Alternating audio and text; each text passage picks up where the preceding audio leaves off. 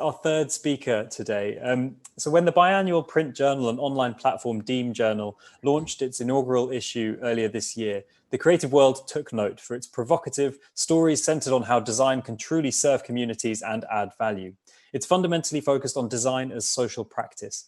We're delighted to be joined today by Deem Journal's co-founder and creative director, Nu Goteh, who's going to be walking us through the first issue and talking about some of the ideas behind its pages. Nu, please turn on your audio and video so we can say hello. Hello, how's it going? Very well, thanks. How are you? I am well. Fantastic. Are you calling from LA as well? I think we've got. Yes, I am in LA. Fantastic. Okay, our last two speakers, both from LA today. Listen, I'm going to let you share your screen and kind of start your talk. And everyone, some fantastic questions there for Mayan. If you have any questions for Nu while he's speaking, please pop them in the chat, and yeah, we'll get around to them afterwards. Thanks so much. Over to you, Nu.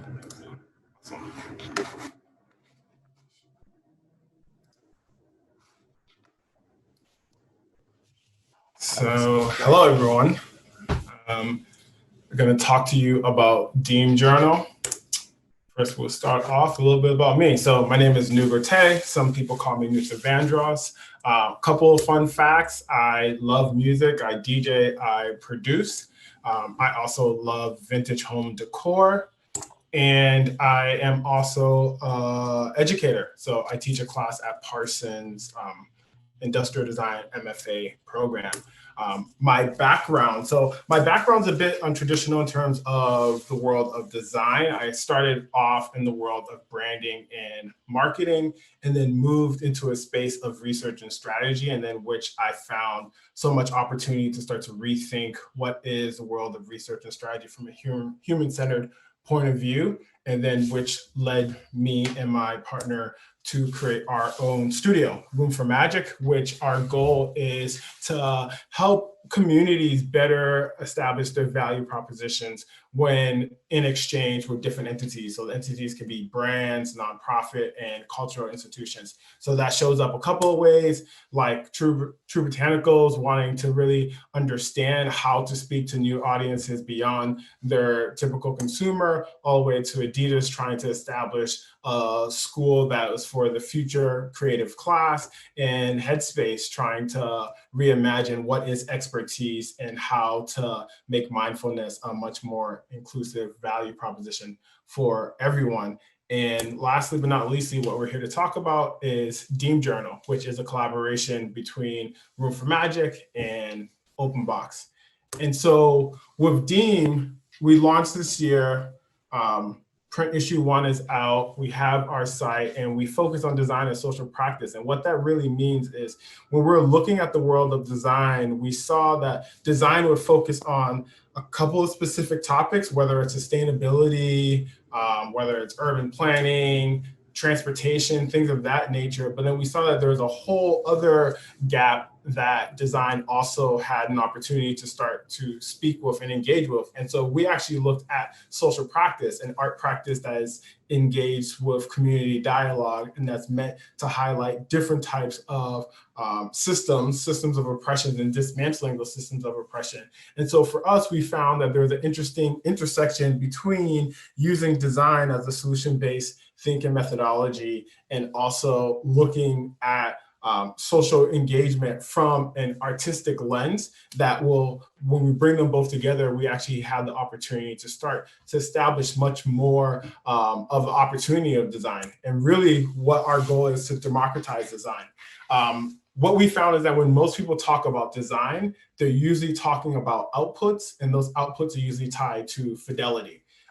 And fidelity, what we've seen, is really limited based off of what resources you have, what time, money, education that you actually have. And so what we decided is that what starts to happen when you detach the concept of design from fidelity, from an output, and you actually look at design from a standpoint of process.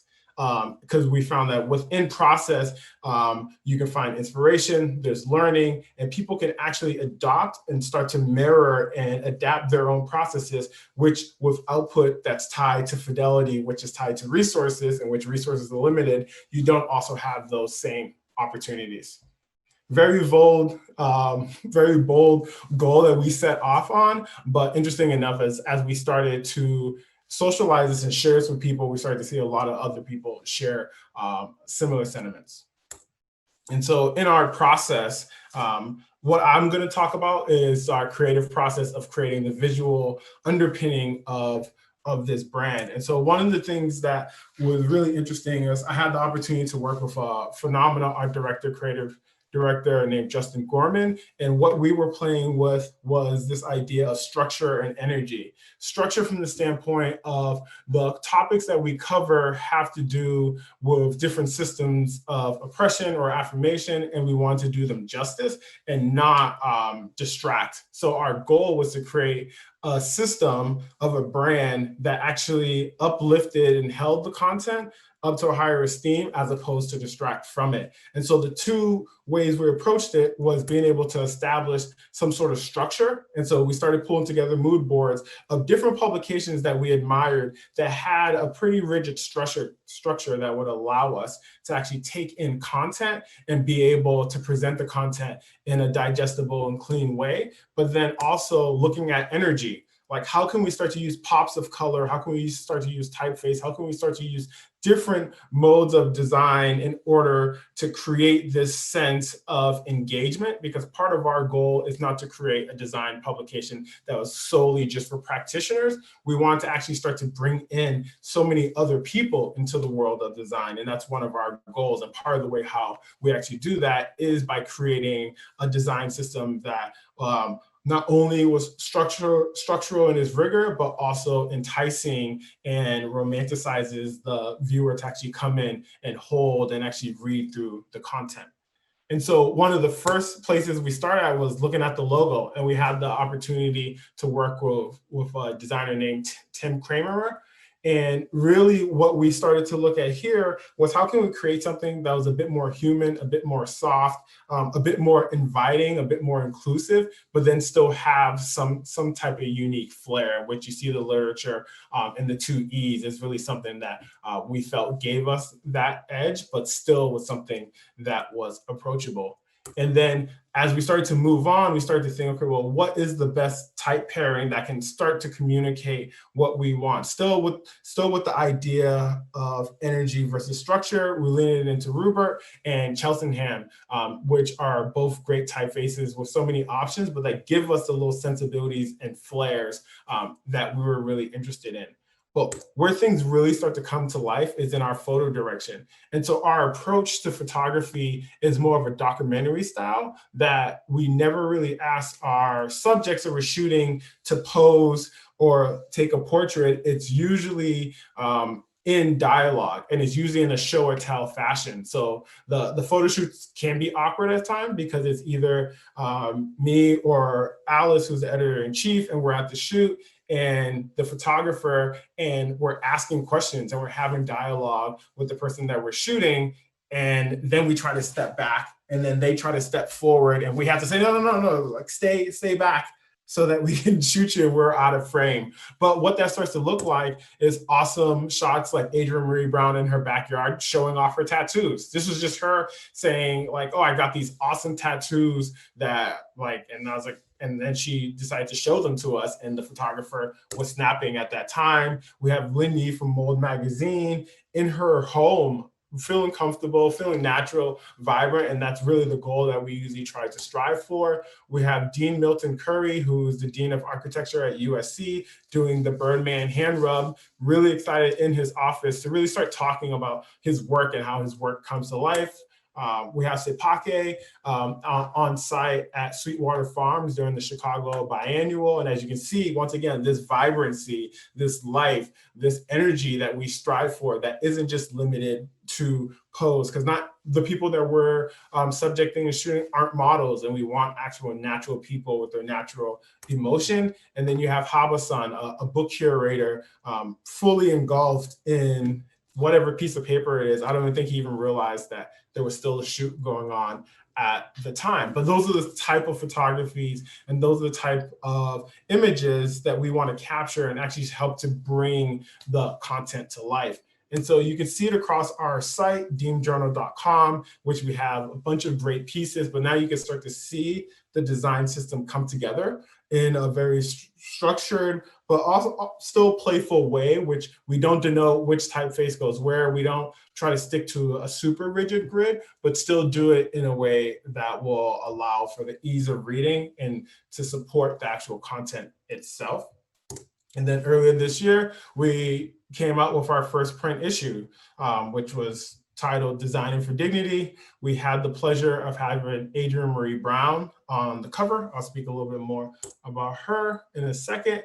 But so the theme, Designing for Dignity, and really for us, when we think about designing for dignity and where we usually start, is always a question, right? What is dignity? How do we qualify dignity? Who gets to qualify dignity? And then how is that, what systems are either perpetuating that or are taking away from that? And so the way how we actually went into it was like a three-pronged approach. First, we used Adrienne Marie Brown's emergent strategy as the underpinning, and that's actually at the beginning of the journal, in which really understanding how her strategy from emergence in social change is really the through line through our three topics. So one of them is co-living, exploring how people are living together, how people are facilitating living together, hyper-local food systems in terms of sustainability and sustainable sources of food that people in communities can own themselves. And then looking at social architecture, what starts to happen when you look at the built environment outside of just the built environment, but look at it in relation to people and how people actually utilize the space. And one of the really, I think the coolest thing about how we approach the publication is we approach it in terms of creating a design publication that isn't highlighting just designers. And what we believe is that everyone is a designer because everyone has the opportunity to shape and change their world around them. And so when we originally approached Adrienne Marie Brown to be on the cover, she was kind of perplexed of like, why would we choose her for our design publication? And it was important for us to be able to choose a Black woman design doer. And how we framed it up to her is that her work, even though it hasn't been presented in that lens, is a design framework that can be utilized and that we all can actually learn from. And one of the best moments is in interviewing her in her backyard. We came at this point where she says, when we asked her if she's a designer, and then she realized like, oh, wait a minute, the work that I do is design, the work that I facilitate is design. And so this quote, design is how I make something both beautiful and functional. I think of myself as a secret designer. I'm always designing spaces. In my head, I'm designing a bathhouse with a dispensary attached to it. I know every aspect of how it looks and feels. And so that was very important for us to get across because our goal is to empower other people to understand their agency within the world of design and using design as a platform for social change and changing their community around them. And that is all. Amazing. Thanks so much, Nu. That was incredible. Yeah, it's very, very interesting to see the kind of process of designing the platform and the magazine as well. I guess you mentioned there, right, kind of towards the end that you came up with the theme and the story ideas kind of flow from that. What was the process behind coming up with that theme, designing for dignity? Well, I mean, as you can see, even our approach is very bold, and and this actually happened almost like a year and a half, 2 years ago. So this was pre-COVID, pre-Black Lives Matter, but we were really thinking like, what is the actual purpose of design, right? Where does design, what is like the actual core purpose of it? And really what we started to look at was design as a practice of adding value. So how can you start to add value into people's lives, and not just people at the top and not just people who have design degrees, but actual people at every intersection of life. And so really that comes down to dignity. So we started asking ourselves, what is dignity? And it was just a conversation of how do you live a dignified life and who gets to actually control what the lens of dignity is. Okay, interesting. I guess there's also something about, a pretty broad definition of design. Is that fair to say? I mean, you're not talking kind of specifically about designing, products or designing, magazines in your case. I think it's kind of a broader feeling or kind of definition of what design can be. Yeah, and I think for us, we try to stay away from just outputs in which, whether it's a magazine, a beautiful building or a sidewalk, like we find that because of those outputs and because of the practices that come along with those outputs, it's a bit limiting in who gets to be a designer. So one thing that I always say, I'm a refugee from Liberia. My favorite designer are my parents, who came to the United States with no resources and created systems for them to be able to live a dignified life. So we decided to move away from just looking at purely graphic design or architecture or fashion design, but actually look at the process of adding value, which is at the core of design. Which is, I guess, where Adrian Murray Brown kind of makes sense if you think about design in that really broad way. Yeah, really fascinating. I guess just finally, I mean, I love that kind of continuum from structure to energy. When you kind of look forwards, I guess, to the next thing, if it's the next issue or what you're doing online, are you going to kind of play around with where you sit on that continuum from structure to energy, or do you think you found the kind of the sweet spot? No, I don't think we will ever find a sweet spot because I'm lucky enough to work with a very talented visual design team and photo director who are always trying to push and get more energy. And then I have to be like, no, more structure, more energy. But we always tend to find this balance. And that's something that we'll continue to play with and continue to work with. There may be certain things that we put out that may lean purely into energy and will be very whimsical, very jarring, very interesting if the content lends to that. But I think what's most important is for us to be able to support the content first and not put the actual brand first. Absolutely. And finally, I asked Clarice this earlier as well, but I guess, yeah, for you, what are you looking forward to doing next year, assuming, we can all have a vaccine, fingers crossed. But yeah, what are the things that this year you maybe haven't been able to do as much of that you really want to get back to doing?